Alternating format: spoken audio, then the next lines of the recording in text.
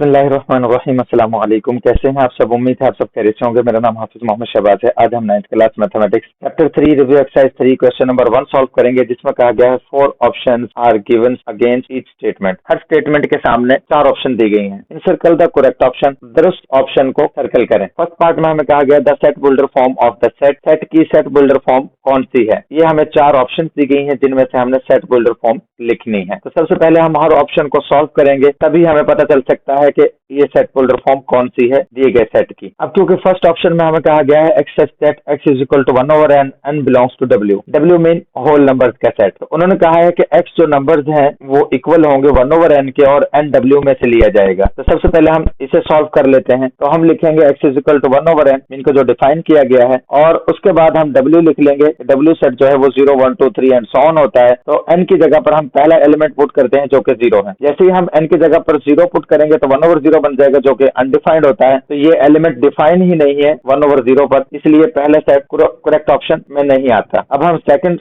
Set check करेंगे। Second set में हमें एलिमेंट्स दिए गए हैं x such that x is equal to 1/2n + 1, और इसमें भी n w में से लिया गया है। तो हम सबसे पहले x is equal to 1/2n + 1 दिया गया है, तो वो लिख लेते हैं, और उसके बाद हम n की जगह पर सबसे पहले 0 पुट करेंगे, जो कि w का पहला एलिमेंट है। तो इस तरह से 2 × 0 बनेगा। तो 2 × 0 को जब हम सॉल्व करेंगे तो वो 0 ही रहेगा, 0 + 1 1 ही आएगा, और 1/1 आंसर 1 आ जाता है। तो ये जो पहला एलिमेंट दिया गया था सेट में वो दुरुस्त आ चुका है। अब हम सेकंड एलिमेंट चेक कर लेते हैं। सेकंड एलिमेंट के लिए हम सेकंड नंबर पुट करेंगे, जो w में से वो 1 है, वो पुट करेंगे। तो हम 2 × n की जगह पर 1 पुट कर देंगे, तो 2 × 1 हो जाएगा, और +1 एज इट इज आ जाएगा, और 2 × 1 2 ही होता है। इस तरह से 2 + 1 हो जाएगा डिनोमिनेटर में, और 2 + 1 3 बन जाता है। इस तरह से हमारे पास एलिमेंट आ जाएगा 1/3, जो कि सेकंड एलिमेंट है। तो ये भी दुरुस्त आ चुका है। अब हम थर्ड ऑप्शन में भी चेक कर लेते हैं, फर्स्ट और सेकंड एलिमेंट। थर्ड में हमें कहा गया था x is equal to 1/n है, और n w में से लिया गया है, मीन का होल नंबर्स में से लिया गया है। तो इसमें भी हम सबसे पहले n की जगह पर 0 पुट करेंगे। जैसे 0 पुट करेंगे तो 0 + 1 बन जाएगा, और 0 + 1 1 ही होता है, और 1/1 1 नहीं होता है। तो इस तरह से जो पहला एलिमेंट है दिए गए सेट का, वो दुरुस्त आ चुका है। अब हम सेकंड एलिमेंट चेक करने के लिए हम w में से सेकंड एलिमेंट पुट करेंगे, जो कि 1 है। तो n की जगह पर 1 पुट करेंगे तो बटे में आ जाएगा हमारे पास 1 + 1, जो कि 2 होता है। तो इस तरह से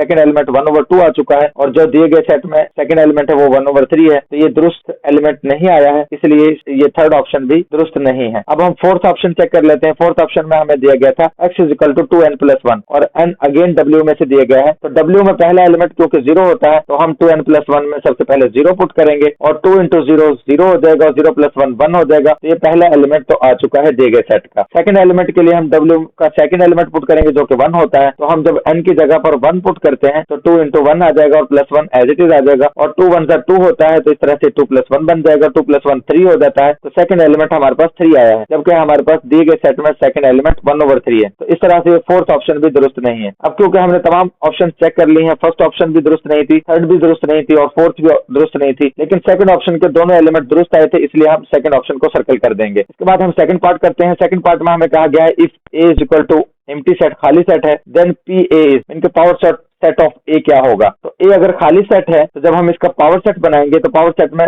जो दिए गए सेट होता है उसके तमाम सबसेट लिखे जाते हैं। तो इसका सबसेट सिर्फ एक खाली सेट है। तो एक सेट के अंदर जब खाली सेट लिखेंगे हम, तो वो सेट के अंदर खाली सेट आ जाएगा। तो इस तरह से ये सी ऑप्शन दी गई थी। तो सी ऑप्शन में एक सेट के अंदर खाली सेट दिया गया है, तो ये हमारी दुरुस्त ऑप्शन है। उसके बाद हम थर्ड पार्ट चेक कर लेते हैं। थर्ड पार्ट में हमें दिया गया है if a u is equal to 1 2 3 4 and 5, mean कि अगर u सेट ये हो, a सेट 1 2 3 हो, और b सेट 3 4 5 हो, then u minus a intersection b is. तब u में से a इंटरसेक्शन b को माइनस करेंगे, तो तब इन ऑप्शंस में से एक आंसर आएगा। तो फर्स्ट आंसर हमें दिया गया है 1 2 3 4 5, सेकंड में 2 3, थर्ड में 1 3 4 5, और फोर्थ में 1 2 3। तो सबसे पहले हम a इंटरसेक्शन b मालूम करेंगे। जब हम a इंटरसेक्शन b मालूम करेंगे तो a इंटरसेक्शन b में कॉमन नंबर होता है, और वो 3 है दोनों में, लिहाजा a इंटरसेक्शन b का जो आंसर होगा वो 3 होगा। जब हम u में से इसे माइनस करेंगे तो u सेट में से 3 माइनस हो जाएगा, इनके u सेट में जो एलिमेंट्स है 1 2 3 4 5, इसमें से 3 एलिमेंट निकल जाएगा। तो जो बाकी जो बचेंगे वो आंसर आ जाएगा। तो बाकी है हमारे पास 1 2 4 5, और 1 2 4 5 ए ऑप्शन में हमें दिया गया है सेट, लिहाजा ए ऑप्शन हमारी दुरुस्त ऑप्शन होगी, उसे हम सर्कल कर देंगे। फोर्थ पार्ट सॉल्व कर लेते हैं। फोर्थ पार्ट में हमें क्या गया है if A and B are overlapping sets, अगर A और B overlapping sets हैं, then n A minus B, n mean number of elements A minus B, A minus B के number of elements की तादाद is equal to, वो equal होगी, और हमें ए ऑप्शन दी गई है number of elements A, B option दी गई है number of elements B, C option दी गई है ए इंटरसेक्शन बी और डी ऑप्शन दी गई है number of elements minus number of elements A intersection B. तो क्योंकि हमें ए माइनस बी के एलिमेंट्स की तादाद निकालनी है और ए बी दोनों ओवरलैपिंग सेट्स हैं, तो ओवरलैपिंग सेट्स के लिए हमने एक डायग्राम ड्रा कर ली है जिसमें हमने ए सेट ड्रा किया है और बी सेट ड्रा किया है, दोनों एक दूसरे को ओवरलैप कर रहे हैं। और जब हम ए माइनस बी करेंगे तो हम ए के वो एलिमेंट्स निकाल देंगे जो बी में भी मौजूद है, मीन के जो ओवरलैपिंग में मौजूद है वो एलिमेंट हम माइनस कर देंगे और ओवरलैपिंग में वो एलिमेंट आते हैं जो ए इंटरसेक्शन बी में मौजूद होते हैं, इसलिए हम ए इंटरसेक्शन बी के एलिमेंट जो होंगे वो ए में से माइनस कर देंगे। तो हम लिखेंगे number of elements A minus number of elements A intersection B, mean के ए इंटरसेक्शन बी के एलिमेंट्स हम माइनस कर देंगे ए के एलिमेंट्स की तादाद में से। तो इस तरह से दोस्त ऑप्शन जो है वो हमारी डी ऑप्शन है, तो वो हम सर्कल कर देंगे। फिफ्थ पार्ट देख लेते हैं जी। फिफ्थ पार्ट में कहा गया है if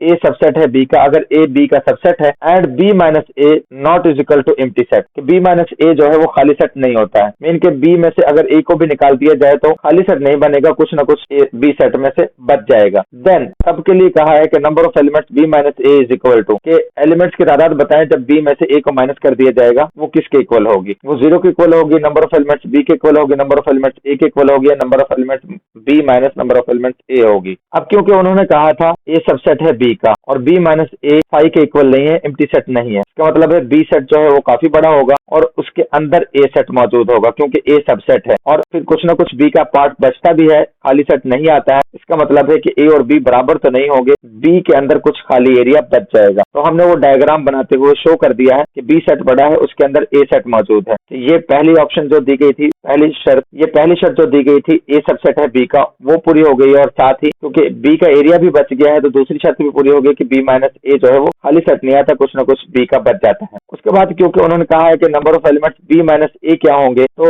number of elements B के वो बचेंगे जो ए में मौजूद ना हो, इनके नंबर ऑफ एलिमेंट्स ए हम निकाल देंगे तो बाकी नंबर ऑफ एलिमेंट्स बी बच जाएंगे। तो वो ऑप्शन है डी, क्योंकि उसमें हमने लिखा है number of elements B minus number of elements A, इनके ए के एलिमेंट्स निकाल दिए हैं बी के एलिमेंट्स में से। तो इस तरह से दुरुस्त ऑप्शन हमारी डी होगी फिफ्थ पार्ट की। सिक्स पार्ट देख लेते हैं जी। सिक्स पार्ट में उन्होंने कहा number of elements A union B जो है वो 50 है। ए यूनियन बी का मतलब है कि तमाम एलिमेंट्स जो ए और बी में मौजूद है तो टोटल तादाद उनकी 50 है, 50 है। तो नंबर ऑफ एलिमेंट्स ए 30 है, इनके ए के एलिमेंट्स की तादाद 30 है and number of elements B is equal to 35, B के एलिमेंट्स की तादाद 35 होगी। Then number of elements A intersection B is equal to के ए इंटरसेक्शन बी के एलिमेंट्स की तादाद क्या होगी। तो फर्स्ट ऑप्शन में हमें कहा गया कि 23 होगी, सेकंड में 15 कहा गया है, थर्ड में 9 कहा गया, फोर्थ में 40 कहा गया है। तो हम सॉल्व करते हुए पता लगाते हैं कि कौन से एलिमेंट्स की तादाद होगी। अब क्योंकि जो टोटल तादाद है वो 50 है तो हम पहले 50 लिख लेंगे और ए के एलिमेंट्स की तादाद 30 है तो हम 30 लिख लेंगे, बी के एलिमेंट्स की तादाद 35 है तो हम 35 लिख लेते हैं। अब क्योंकि 30 ए के एलिमेंट्स की तादाद है और 35 बी के एलिमेंट्स की तादाद है, दोनों को अगर ऐड करते हैं तो टोटल तादाद हमारे पास 65 हो जाती है और टोटल तादाद हमारे पास 50 थी जबकि 65 नहीं थी। इसका मतलब है कि कुछ न कुछ एलिमेंट्स ऐसे मौजूद है बीच में जो दोनों में ओवरलैपिंग कर रहे हैं। तो हमारे पास ए और बी के एलिमेंट्स को जमा करते हुए जो तादाद बनी है उसमें से हम टोटल तादाद जो 50 है उसको माइनस कर देंगे तो हमारे पास आंसर आता है 15। इनके ये 15 वो एलिमेंट्स हैं जो दोनों में मौजूद हैं, ए और बी में। तो इस तरह से हमारा आंसर जो है वो 15 होगा। तो हम 15 बी ऑप्शन में दिया गया है तो बी ऑप्शन को हम सर्कल कर देंगे। उसके बाद 7 पार्ट देखते हैं, उसमें हमें ए सेट दिया गया है 1 2 3 4 और बी सेट दिया गया है X Y Z. Then Cartesian product of A and B, तब कहा गया है कि कार्टेशियन प्रोडक्ट ए और बी की कंटेन एग्जैक्टली उसमें डैश एलिमेंट्स होंगे और एलिमेंट्स की तादाद 13 दी गई है, 12 दी गई है, 10 दी गई है और 6 दी गई है, जबकि ए में 4 एलिमेंट्स की तादाद है और बी में 3 एलिमेंट्स की तादाद है। जब हम कार्टेशियन प्रोडक्ट करते हैं तो दोनों के एलिमेंट्स की तादाद जो है वो मल्टीप्लाई कर देंगे तो टोटल कार्टेशियन प्रोडक्ट के एलिमेंट्स की तादाद आ जाएगी। तो हम क्योंकि पहले में 4 है और दूसरे में 3 है तो हम 4 को 3 से मल्टीप्लाई कर देंगे तो आंसर 12 आ जाएगा। तो इस तरह से दुरुस्त आंसर 12 है और वो बी ऑप्शन दी गई है, इसलिए हम बी ऑप्शन को सर्कल कर देंगे। 8 पार्ट में हमें कहा गया है F of X is equal to X square minus 3x plus 2 then the value of, तब कहा है जी कीमत निकालें एफ ऑफ ए प्लस 1 की इज इक्वल टू वो किसके इक्वल होगी। इसके लिए हम एफ ऑफ ए प्लस 1 पहले मालूम कर लेंगे। तो सबसे पहले हम फंक्शन को लिखेंगे एफ ऑफ एक्स जो दिया गया था X square minus 3x plus 2 as it is, और उसके बाद एफ ऑफ ए प्लस 1 मालूम करने के लिए हम एक्स की जगह पर ए प्लस 1 पुट कर देंगे। एक्स स्क्वायर था तो ए प्लस 1 का स्क्वायर हो जाएगा, माइनस 3 इंटू एक्स था तो माइनस 3 इंटू ए प्लस 1 हो जाएगा, प्लस 2 एज इट इज आ जाएगा। उसके बाद ए प्लस 1 का होल स्क्वायर है, मीन के ए प्लस बी का होल स्क्वायर है तो वो बन जाएगा A square plus 2ab plus B square. तो ए स्क्वायर में हमारे पास ए स्क्वायर ही आ जाएगा जबकि 2ab में प्लस का 2 आएगा एज इट इज और ए हमारे पास ए ही है जबकि बी की जगह पर 1 आ जाएगा। फिर उसके बाद बी का स्क्वायर होता है तो b की जगह पर 1 था तो 1 का स्क्वायर आ जाएगा। और जब -3 को हम a+1 से मल्टीप्लाई करेंगे तो a से मल्टीप्लाई होकर -3a आ जाएगा, और -3 को जब 1 से मल्टीप्लाई करेंगे तो -3 ही आ जाएगा, क्योंकि 3 1 का 3 होता है, और +2 एज इट इज आ जाएगा। मजीद जब सिंप्लीफाई करेंगे तो a square as it is आ जाएगा, और 2 को हम 1 से मल्टीप्लाई करेंगे 2 1 जा 2, और 2 को जब a से मल्टीप्लाई करेंगे तो 2a हो जाएगा। 1 का स्क्वायर 1 ही रहेगा, -3ab एज इट इज आ जाएगा, और -3 में से +2 निकल जाएगा तो माइनस का 1 रह जाएगा। उसके बाद +1 और -1 कैंसिल हो जाएंगे, और -3 में से प्लस का 2 निकल जाएगा तो माइनस का a रह जाएगा, और plus a square as it is आ जाएगा, और इस तरह से आंसर आ जाएगा a स्क्वायर -a। और ये हमारे पास फोर्थ ऑप्शन में दिया गया है, इसलिए फोर्थ ऑप्शन को हम सर्कल कर देंगे। 9 पार्ट देख लेते हैं, जो उसमें गिवन दैट फंक्शन दिया गया है f of x is equal to 3x+1 if अगर f of x is equal to 28, और कहा गया है अगर f of x 28 है then value of x is, तब x की वैल्यू है, तो x की वैल्यूज हमें दी गई है 9, 27, 3 और 18। तो हम f of x की जो वैल्यू 28 दी गई है उसे f of x फंक्शन में पुट कर देंगे और सॉल्व कर लेंगे। तो सबसे पहले हम f of x फंक्शन को एज इट इज लिखेंगे, और उसके बाद f of x की जगह पर 28 लिख देंगे, 3x+1 एज इट इज आ जाएगा। अब जो +1 है वो राइट साइड पर है, उसे लेफ्ट साइड पर ले जाएंगे तो वो माइनस हो जाएगा, 28 में से -1 होगा तो 27 रह जाएगा, उसे हम राइट साइड पर लिख लेंगे, और 3x राइट साइड पर बच गया उसे हम लेफ्ट साइड पर ले जाएंगे। अब उसमें 3 जो है वो मल्टीप्लाई हो रहा है x के साथ, उसे जब हम राइट साइड पर लेकर आएंगे तो वो डिवाइड हो जाएगा, और इस तरह से 27/3 हो जाएगा। जब हम उसे कटिंग करेंगे तो 3 9 27 हो जाएगा, और इस तरह से x की वैल्यू 9 आ जाएगी, और 9 ऑप्शन हमें a में दी गई है, लिहाजा हम a ऑप्शन को सर्कल कर देंगे। अब हम 10th पार्ट सॉल्व कर लेते हैं। 10th पार्ट में हमें कहा गया लेट फर्स्ट करें, a सेट दिया गया 1 2 3, b सेट दिया गया है a b, 2 non empty set, दोनों गैर खाली सेट हैं। और उसके बाद कहा गया है f फंक्शन डिफाइन है, जो a से b ऑफ फंक्शन डिफाइंड, कि ये फंक्शन एक डिफाइन किया गया है एज f, मीन के f के तौर पर ये फंक्शन डिफाइन किया गया है, जिसमें हमें एलिमेंट्स दिए गए हैं, या कह लें ऑर्डर पेयर दिए गए हैं। पहला ऑर्डर पेयर है 1a, दूसरा ऑर्डर पेयर है 2a, और तीसरा ऑर्डर पेयर है 3b। Then which of the following statement is true, कि दरअसल जो स्टेटमेंट है इनमें से कौन सी स्टेटमेंट दुरुस्त होगी इस फंक्शन के लिए। तो फंक्शन को अगर देखा जाए तो उसमें 1 2 और 3 जो डोमेन के एलिमेंट्स हैं वो रिपीट नहीं हो रहे हैं, लिहाजा फंक्शन तो है। और उसके अलावा जो रेंज बनती है, मीन के सेकंड फंक्शन है, उसमें b रिपीट हो रहा है, जिसका मतलब है कि ये 1 to 1 फंक्शन नहीं होगा। अब क्योंकि जब हम इसके डोमेन लेते हैं तो डोमेन में हमारे पास सेट बनेगा 1 2 3, क्योंकि पहले पहले एलिमेंट डोमेन में लिखते हैं हम, तो जब 1 2 3 बनाते हैं तो ये डोमेन बनती है, और डोमेन जो है a के इक्वल है। और अगर हम रेंज लिखते हैं तो रेंज में हम दूसरे एलिमेंट लिखते हैं और रिपीट नहीं करते हैं, तो a भी आ जाएगा और b भी। अब क्योंकि b रिपीट हो रहा है तो हम रिपीट नहीं करेंगे, तो रेंज हमारे पास a भी आ चुकी है जो कि b के इक्वल है। इसका मतलब है ये ऑनटिट है, क्योंकि जिसमें डोमेन a के इक्वल और रेंज जो है b के इक्वल आ जाए, और ऑर्डर पेयर्स में से कोई एलिमेंट रिपीट भी हो रहा हो, तो वो ऑन टू फंक्शन होता है। ऑन टू फंक्शन को हम सर्जेक्टिव फंक्शन भी कहते हैं, इसलिए हमारा ये सेकंड ऑप्शन जो है ये दुरुस्त ऑप्शन है, लिहाजा बी ऑप्शन को हम सर्कल कर देंगे क्योंकि वो दुरुस्त ऑप्शन है। इसके साथ ही हमारा क्वेश्चन नंबर 1 कंप्लीट हो चुका है। अगर ये वीडियो आपको क्वेश्चन समझने के लिए हेल्पफुल है तो वीडियो को लाइक और शेयर करें, और चैनल को सब्सक्राइब करें। और अगर आपको क्वेश्चन समझने में कोई प्रॉब्लम आई है तो वो हमें कमेंट में जरूर बताएं, ताकि वो प्रॉब्लम क्लियर की जा सके। मिलते हैं नेक्स्ट वीडियो में, तब तक के लिए अल्लाह हाफिज।